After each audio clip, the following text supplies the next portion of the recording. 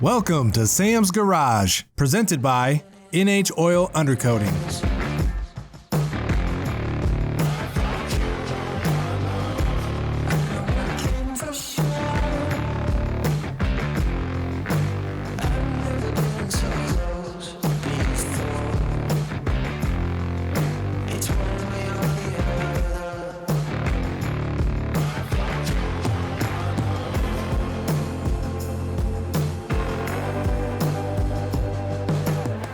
This episode, Sam and Kevin Ford embark on their new project this season, a monster of a Jeep TJ Rock Crawler. Next, Sam, along with Doug Harris, take you on a walkthrough of their new project, the Alpha One GTO. Followed by the installation of custom seats and center console in this classic Chevy pickup. Last but definitely not least, Sam goes to New Hampshire to introduce us to the NHOU family. Up next, Sam and Kevin Ford discuss their plans for this season's Jeep TJ Rock Crawler. This Jeep started out as Kevin's personal project and has enlisted the help of Sam to team up and complete the build. I got Kevin Ford from Low Car Performance Products back on set with us this season with a whole new project. If you remember, last year we did a 1968 Buick, his personal car, and we put a Low Car Performance Products LSX crate engine in it and made it look old school. That's right. With our LS Classic stuff, it disguises that motor. Anybody that looks, they're like, oh wow, that sounds great for such an old motor. But it's not, right? Yeah, and it makes it look different from all the other engine swaps because the LS engine is very popular today. Yeah. Everyone's putting them in everything. So when you can make it look different than everybody else and make it look period correct, makes it that much cooler. Yeah, that's cool. And you know, we can do the same thing with this Jeep. You know, we don't want it to be too modern or too old, so we're going to come up with a new way to disguise that engine and have it look correct in this Jeep. Yeah, because you were going to put a big block in here. That's right. And instead you're going to make one of your LS Classics big block looking LS's in here. That's exactly what we're going to do. That's going to be cool. Now tell us about the capability of this rock crawler. It was always in my mind that I was going to put these Mickey Thompson 54-inch claws on it. When I revived this project, they came out with these Baja XS's. They even have these in a 58. It's like it's ridiculous. The tallest street legal DOT tire there is, and I was like, I have to have them. Right. I went with the 54s because the Jeep was already set up at this height. The goal of the whole thing in the beginning was to have everything on the factory chassis tucked up, nothing hanging below. Mm-hmm. And at the time, the trend was to have everything as low slung as you could. Over the time that I had it, I put floors in it. Roll cage, had friends helping me with that, and had some modifications. Beautiful. Yeah, the roll cage very came good out. Job. The floor, they did a very good job with the floor. But it does look good having everything tucked up underneath the body. Yeah, it gives it a nice clean look. It does. Unfortunately, because of that, I ended up raising the floor up, caused myself a whole lot of extra heartache and work. But you know what? At the end of it, I think you're really going to like it, and it's going to be well worth it. Tell us about the steering. Are you going to do four-wheel steering on this? Yeah, that was one of the things that kind of led me down the path of taking longer than a quick project. So it's got the front and rear steer, Rockwell 2.5-ton axles. I upgraded them with the Overson stuff so that I could fit the Mickey Thompson wheels with the 8 lug and the F350 brakes. Overson makes a brake caliper for it too. Yeah, very nice brake calipers. Yes, it's billet steel. So are those off-the-shelf rotors? They are. See, that saves you a lot of time and money. Anytime you guys can get stuff on your vehicle to where you can go off the shelf and get it from another model, it saves a lot of time and money. Sure, and maintenance on it's easy. Brake pads are easy to get. You know, originally I had some custom-made 18-inch calipers, and it just wasn't going to work. I wanted to get it done. I didn't want to take another 15 or 16 years to do it. Absolutely. And you took that 454 big block out, and we're going to be replacing it with the 454 LSX LS Classics engine, right? That's right. 676 horsepower? I think the crank power on it's 627 or something, but you know, we'll add some juice Absolutely, to it. We'll get it up there. We're going to put the distributor, all the parts that we're going to make it look like an old school big block. Yes, that's the goal. You know, after the Buick and driving it around, I had to have another one, and this was a perfect place to do it, and we could showcase the LS Classic product line. Yep, and we can make it look old school and make more power and save weight doing it and have more room under the hood to put all our accessories and everything on there and make it really work. Yeah, because I mean, we're going to have to cool this thing, got to get the radiator in there, all the fans, everything we need to keep this thing on the trail and reliable. Now, anytime you guys are building a project like this one, there's going to be mock-up, you're going to build everything first, then you're going to tear it apart, right? Yeah, you don't want to get in here, mount something, paint it, finish it, and then find out, oh, this doesn't fit. So we're going to have to go through the whole thing front to back. We're going to get the drivetrain all buttoned up. We're going to get the cooling system all buttoned up, get the electrical where we want it, and just make sure everything fits and works. Yep, we're even going to tackle the fuel system. And anytime you guys are building a project like this and you think you got the whole thing planned out, that's great, but there's always going to be an obstacle you're going to come across where you got to rethink something and it's going to take a little bit more time. That's right. So we'll just get this thing all mocked up. I'll take it back, do some more R&D, do a little bit of finish work, and bring it back and we can throw it together. Can't wait.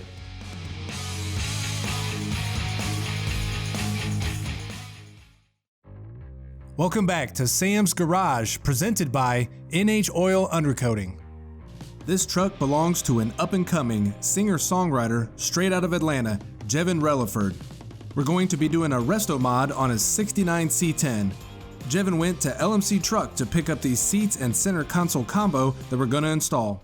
The Chevy C10 is a favorite amongst many. One of the most popular upgrades to do on these trucks is to install a late model seat from a Silverado or Suburban in your classic C10. But as you can see, we're doing a complete restoration on this. It's going to be a resto mod. So we went to LMC Truck and we're going to be installing their classic bucket seats because the owner of this vehicle is going to do a custom sound system, so they want a custom center console. So we opted with the 2 bucket seats, individual. They come with seat rails and brackets. We went with the black stitching.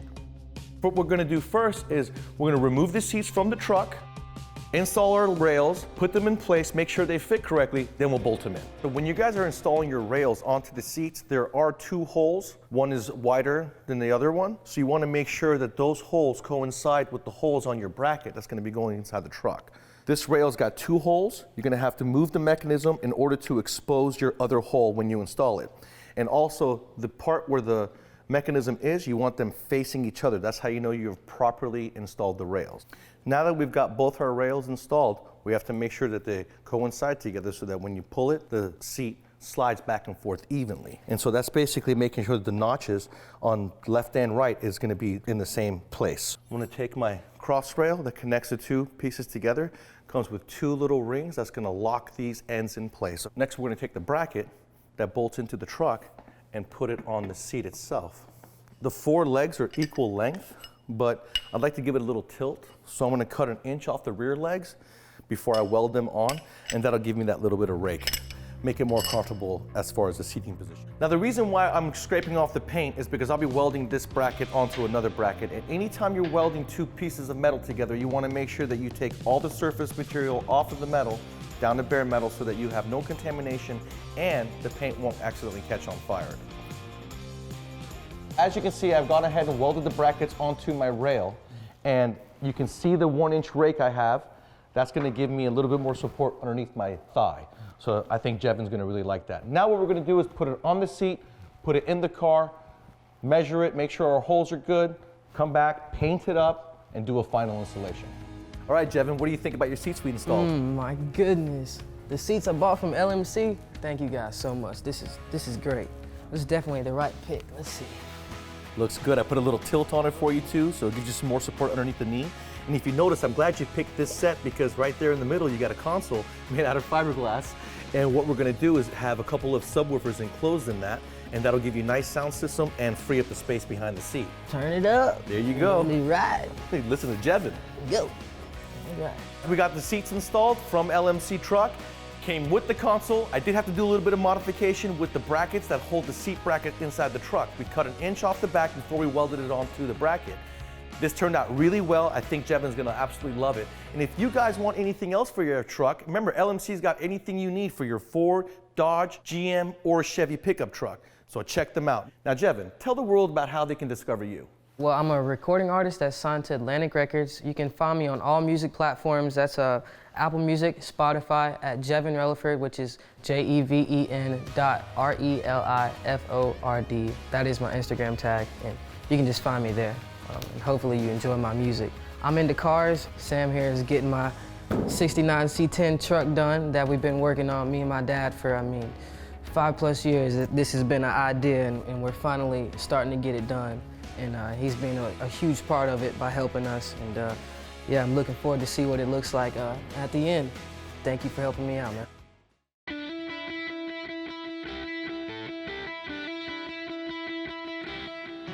Now, anytime you guys are gonna make horsepower, you're gonna generate a lot of heat. and that's going to create heat cycles causing the hardware to loosen and or break on you, especially in the case of this turbocharged Toyota Supra.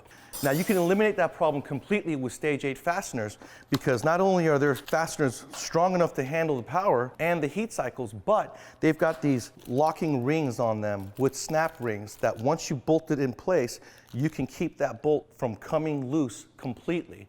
Always remember to put on anti-seize on your hardware so it's easily removed. And if you guys are getting ceramic coating done on any of your components, make sure to look for the polishing media and remove it from the component so that it doesn't go into the engine. And this is what it's going to look like on the vehicle. And we're going to have no problems out of those gaskets. Sam's Garage, presented by NH Oil Undercoating. Doug Harris gets us acquainted with a car that he's owned for many years and is now ready to make the car go as fast as it looks. Sam and Doug provide a sneak peek of what's in store for this project. Doug, I absolutely enjoyed doing the Hudson project with you the last 2 seasons, but this one seems like it's more up my alley. I'm loving what you brought this season. Tell me about your car. Well, this car is a car that I've owned for about 30 years. It was interesting when I purchased, and what it really is, it's a 280Z chassis called an Alpha One 250 GTO. It's a really unique automobile. Like I said, I've owned it for 30 years. The thing about this car is it's got all the looks, but it never had all the go. We're going to fix that this time, right? Yeah, and I'm really looking forward to building this car, this project, going all the way on through it. I had so much fun doing the Hudson Hornet. It was an absolute blast, and when it came out, it was great. You know, my only thing that I'm sorry we didn't get the opportunity to run the Great Race because of COVID, but this project, we're going to have a blast. Make it go fast, put the suspension underneath it. So let's go take a look at the stuff that we're going to do here. This motor right here has a lot of sentimental value to me. This was my brother's motor, and it was in a car that he absolutely loved, and it was built, it was a blown motor. We did a lot of stuff to it. And since I lost him, I always thought this would be great if I take this motor and put it in that car. Whenever I drive it, it'll remind me of him. That is cool. And you know what? We took this motor, normally a 302 cubic inch stock 302, is going to have some parts that you had laying around as well as the short block. You had a couple of Edelbrock Performer RPM heads that are going to give us plenty of flow. Right. It's going to feed that F303 camshaft, and that's the second to biggest camshaft that we could put on the streets. Back in the day, if we went with an X cam, we'd have to pull the heads off and do valve reliefs in the pistons. But the F cam, you'd get the power, you'd have the sound without having the bear of taking the heads off. So what kind of RPM range are we looking for? That thing should do 7,000, a little bit more, 7,500. It's got a 512 lift, huge duration. It's going to give us that idle sound that we're after, Right, and it's going to yeah. perform. It's going to make me put down 500 horsepower at the crank. With all the forged internals that we have, so we have a forged crank, we have forged rods, we're not going to have any problems spinning it over 7,000. Not at all. And if you ever wanted to add a power router one day in the future, you're more than welcome to, because all the stuff in the bottom end and really the top end, along with those valve springs, are going to handle anything you give it. Now, anytime you guys are building a car like this and you're building horsepower, you got to be able to handle and you got to be able to stop, or you're not going to have any fun. You're just going to pretty much build a straight line car. So as you can see, we went ahead and we got some parts to upgrade the brakes front and rear. We've got cross-drilled and slotted rotors, bigger diameter, a little bit thicker, 4-piston calipers front and rear, upgrade from a 2-piston. And if you look in the rear, we have a remote caliper for the emergency brake, along with new cables and new brake hoses, which is very important. You know, Sam, the great thing is, I drove road race cars for about 15 years, had an absolute blast. I do a little vintage car racing right now. Is to build this car, so we're going to go ahead, we're going to take the chassis, strengthen the chassis up, put different A-arms on it, build it so it's going to be able to handle. So not only is this going to have the looks, it'll have the power, it'll have the ability to brake, and it's going to be able to handle. And the engine's already out of the car, so all we have to do to finish stripping this vehicle is going to be to remove the factory Nissan transmission, the drive shaft, and the exhaust. We're going to reuse the tips for the new setup so that we get that traditional look. Right. And really, we should be ready to go. We're going to build this in sequence the way you would do it. We're going to tear it apart, get it painted, put it back together, and tackle the interior. You know, the nice thing about this car is when we do everything, this gives people an opportunity to see what a full build is like. If you make a car that has a lot of horsepower but it can't stop, you're in trouble. If you make a car that has a lot of horsepower and it can't handle, you can get into trouble. This will be the whole package. And it's all about protecting your investment and using your head. Let's get started. All righty. Stay tuned for more Sam's Garage. Welcome back to Sam's Garage, presented by NH Oil Undercoating.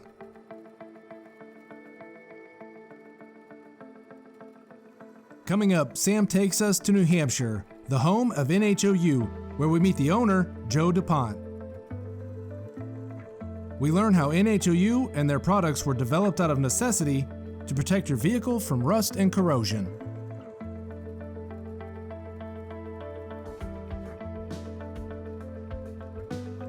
I'm here with Joe DuPont at the NHOU facility. This is a family-owned business, and if you guys aren't familiar with NHOU, this is the fastest, least expensive way to add safety and value to your vehicle. And how do they do that? By eliminating rust and sealing out corrosives.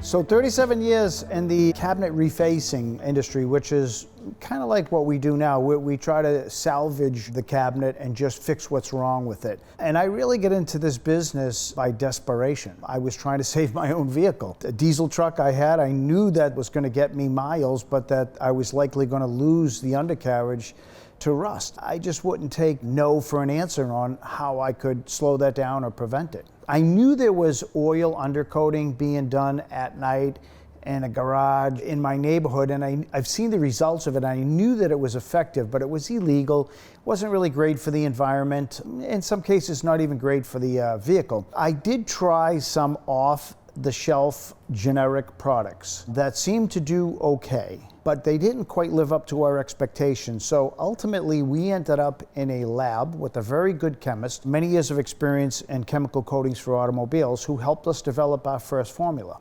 This truck is 8 years old, and it's got your oil undercoating on it from day one. And underneath that truck, there is zero rust, no corrosive. There's nothing wrong with that truck. You could find rust if you look hard enough, but that's an 8-year-old going on 9-year-old New England driven vehicle. To have such a clean undercarriage as this vehicle has, I mean, that's tangible proof that if you're diligent with your annual undercoatings, you can slow Mother Nature down. And in the end, it adds value to that vehicle, not to mention safety. And you know, a lot of the vehicles from up north get sold down south, and these vehicles are only a few years old. But because of the salt and brine on the floor, on the surface of the streets, those vehicles depreciate really quickly. I'm doing 3- and 4-year-old cars inspections, and I'm having to tell the people, don't buy this car because all the hardware is rusted, all the frame, the control arms, everything is pretty much corrosive. And I've also been told that the aluminum panels on the Ford trucks, they get corroded in a different way. They turn to powder, and you're preventing all that. You're slowing it down. The aluminum corrodes, it just doesn't rust. Right. And you have really problematic areas where there's dissimilar metals. That's a real problem. It's amazing, like when I take a look underneath that truck, there is zero rust. There's, like I said, you can wipe it off and see. Only areas where rock will go up and chip, or like we saw that there was no mud guards present, so therefore you got a lot of washing off. Highly abrasive. Exactly. It's amazing how well it protects the vehicle. So now your investment, if you guys are working with your truck or your dump trucks, any commercial vehicles that are constantly being exposed to that corrosion, you've stopped it or slowed it down. There's a lot of upsides to it. Like everything in life, there's an up and a downside to it. There's a little bit of dirt and dust that you're going to find on a oil application, but in the end, our customers feel that far outweighs rust. And you guys are overseas as well, right? We are actually in Russia, all of the EU, and Canada right now. That's very impressive. So if you guys want to save your investment, slow down the corrosiveness of the material that they put out there, the brine, the salt, you guys want to save the vehicle from rust, make sure to check out NHOU. They've got a whole bunch of products to give your car protection, both on the bottom and on the paint.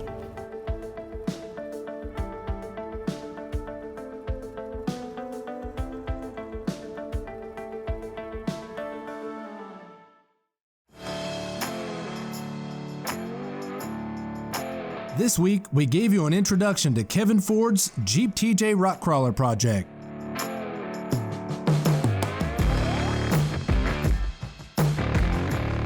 Then we gave you a sneak peek of Doug Harris's Alpha One GTO project.